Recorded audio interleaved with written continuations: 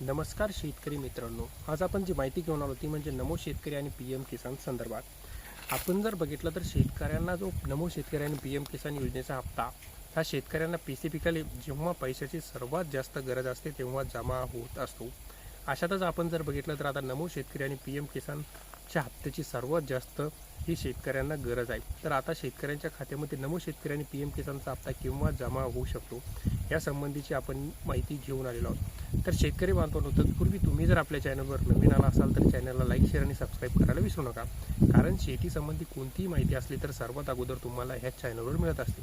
चला तर आता आपण बघूया नमो शेतकरी महासन्मान निधी योजना आणि पी एम किसान सन्मान निधी योजना या योजनेअंतर्गत शेतकऱ्यांना वर्षाला 12,000 रुपये हे जमा होत असतात. जर आपण याचा कालावधी बघितला तर दर 4 महिन्यानंतर एक हप्ता याप्रमाणे वर्षात 3 हप्त्यांमध्ये 6,000 रुपये हे दिले जातात. राज्याचे 6,000 आणि केंद्राचे 6,000. जर आपण यामध्ये बघितलं तर पी एम किसान योजनेसंबंधी आता शेतकऱ्यांसाठी 30 जूनपूर्वी ई-KYC करणे कंपल्सरी सांगितलेले आहे. जर ज्या शेतकऱ्यांनी ई-KYC केली नाही अशा शेतकऱ्यांना पी एम किसान योजनेतून वगळण्यात जाणार आहे. तर मग बऱ्याचशा शेतकऱ्यांचा हा प्रश्न आहे की पी एम किसानची KYC केली आणि नमो शेतकरीची सुद्धा करावी लागेल का? तर शेतकऱ्यांनी पी एम किसानची KYC केली तर त्या शेतकऱ्यांना नमो शेतकरी महासन्मान निधी योजनेची KYC करण्याची आवश्यकता नाही. ज्या शेतकऱ्यांनी पी एम किसानची KYC केली त्या शेतकऱ्यांचा आपोआप नमो शेतकरी महासन्मान निधी योजनेचा सुद्धा हप्ता हा मिळणार आहे. जर आपण विचार केला तर आतापर्यंत 22 हप्ते हे पी एम किसान योजनेचे जमा झालेले आहेत. म्हणजे एकंदरच 22 हप्त्यामध्ये 44,000 रुपये शेतकऱ्यांच्या खात्यामध्ये जमा झालेले आहेत. त्याचप्रमाणे 7 हप्ते हे नमो शेतकरी महासन्मान निधी योजनेचे आणि त्याचे सुद्धा 14,000 रुपये शेतकऱ्यांच्या खात्यामध्ये जमा झालेले आहेत. आता शेतकऱ्यांना जी वाट बघत आहेत की पी एम किसान आणि नमो शेतकरी महासन्मान निधी योजनेतून नवीन शेतकऱ्यांची त्यामध्ये नोंदणी होणार आहे का?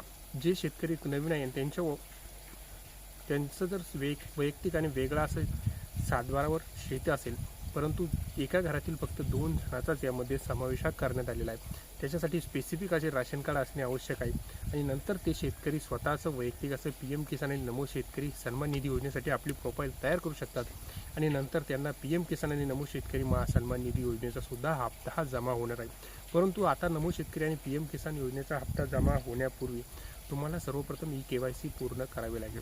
त्यानंतर आधार आपलं बँकशी संलग्न आहे का नाही ते सुद्धा एकदा चेक करावं लागेल आणि त्या बँक खात्याशी आपलं मोबाईल नंबर कनेक्ट आहे किंवा नाही हे सुद्धा बघावे लागेल. जर याच्यातील कोणतंही तुमची प्रोसेस ही इनकम्प्लीट असेल तर तुम्हाला सुद्धा नमो शेतकरी महासन्मान निधी असो किंवा पी एम किसान योजनेचा जो हप्ता असो तो जमा होणार नाही. तर मग हे सर्वप्रथम आपण हे सर्व जर आपल्याला बघायचं असेल तर कुठे जाऊन बघायचं?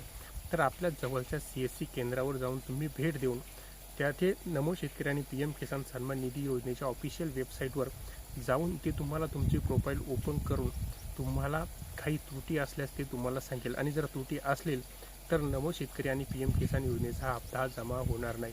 मग जी त्रूट तिथे दाखवलेली असेल ती त्रूट तुम्हाला दूर करावी लागेल. म्हणजे जेणेकरून पी एम किसान आणि नमो शेतकरी महासन्मान निधी योजनेचा जो हप्ता आहे तो तुमच्या खात्यामध्ये डायरेक्ट जमा होईल.